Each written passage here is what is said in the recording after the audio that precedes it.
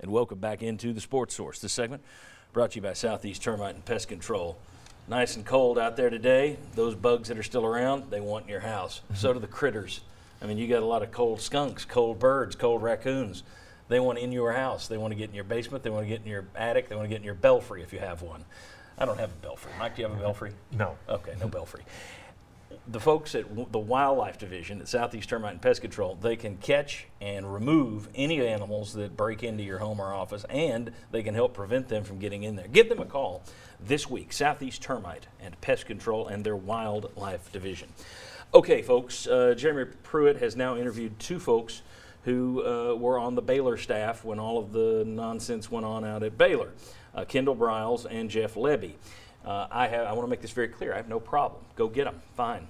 But if you do so, there are some risks involved. And before you say John's just being negative, it was a few years ago, Tennessee hired Donnie Tyndall. And on this show, I put up a big graphic and read the NCAA violations, what they said about Tyndall. Right here on the show, I said, beware. Everybody said, well, you're just negative. You're sparing the pot. And now I can sit here and say, told you so. So what I'm about to tell you, I'm not doing it to stir the pot. I'm just giving you what I think is kind of obvious. Let's get into it with possible Baylor dangers for Tennessee. Just 2 years ago, Tennessee settled a Title IX lawsuit alleging the school had a hostile sexual environment. The previous employers of Briles and Lebby didn't have to deal with that. UCF, FAU, Houston, they didn't have one of those Title IX suits that they had already gone ahead and settled at the time, so that's an issue. Next, you look at Baylor, 2012 to 2016, when these guys were down there. 52 sexual assault allegations against 31 Baylor football players. The lawsuit claimed a culture of sexual violence. That, too, was a Title IX lawsuit. The school settled that this fall. They've also been hit by the NCAA for that. Head coach Art Briles, the athletic director, the president, two others connected with the football program, all lost their jobs. Now, Briles, who is the son of Art, and Lebby, who happens to be the son-in-law of Art Briles, both were on the Baylor staff during this period.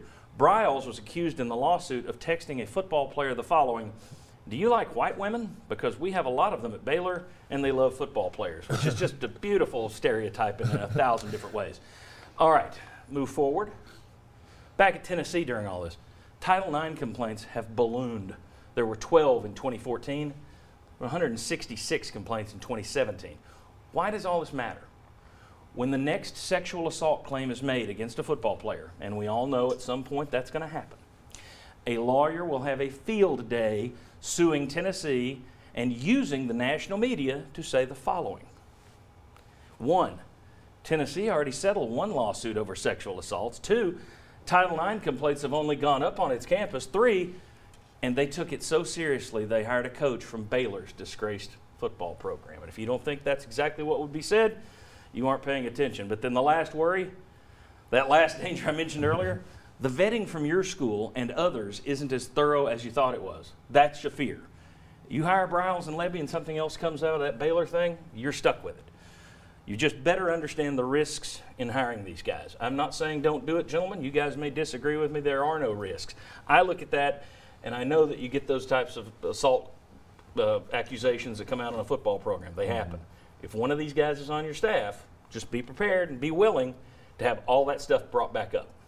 My view. Anybody agree, disagree, care, not care, worth the risk? I agree, simply because we mentioned how football is a complex sport. There's a lot of things that go into winning. We talked about how a fast-paced offense might hurt the defense or someone's personality might not mesh with Pruitt's, but when you bring in things that don't have nothing to do with football, such as this, you're just asking for it, as we talked about earlier. Yeah. So you don't need a coach coming in here asking if you like white girls on top of all that. So yeah, that's pretty. I mean, I don't think that would be the best move.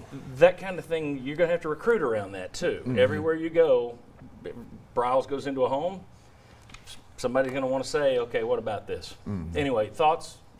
Well, you know, last week on the show I was against Hugh Freeze. So how do I feel about Kendall Briles? Well, Hugh Freeze was a head coach. We knew all kinds of things about him on the field and off the field that were unsavory.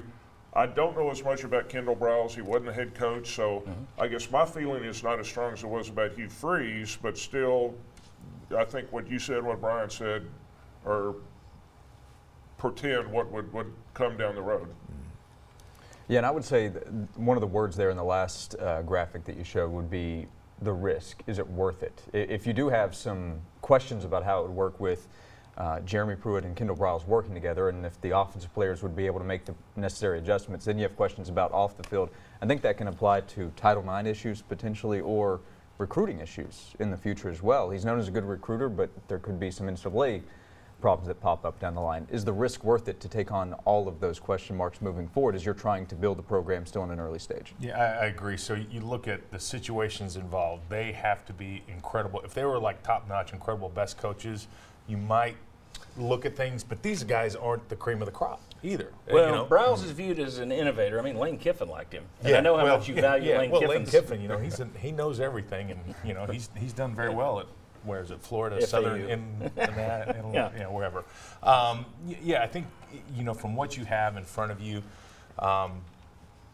if it's a last resort, it may be, but you got to look elsewhere, and you got to understand what's involved. Briles' name, just because of his last name, is danger to begin with, and you got to fight that recruiting-wise, and you got to bring somebody, again, from outside the league that doesn't understand the SEC, and there's already a microscope on them, there's a target on them. It's not worth what's the production possibly could be. To me, the thing with the Briles or Lebby is, again, everybody says, well, Houston hired them. You're not Houston. Yeah. Houston didn't have all that stuff waiting, just sitting there waiting for the next guy to bring a lawsuit against you and say, bingo, bango. And let me tell you, if I'm figuring this out, a lot of attorneys out there already know this. To me, it might be the kind of thing, all things being equal, that might be a decider. If I've got two guys, Briles and somebody else, and they're equal, I may go with the other guy, because that is asking for a little bit of trouble if something does go on there. And let me say this too, I know what I'm going to get. That's a worst case scenario. What school are we talking about? What school are we talking about in terms of worst case scenario? When is it not the worst case scenario around here over the last decade? Just saying, bring him in. That's going to be cool. He may be a great coach if that's where they go. Just when something goes down, remember who told you there's a risk. Okay, when we come back, breaking down the Tennessee-Gonzaga matchup. And you'll have pictures of us. Come on back on the Sports Source.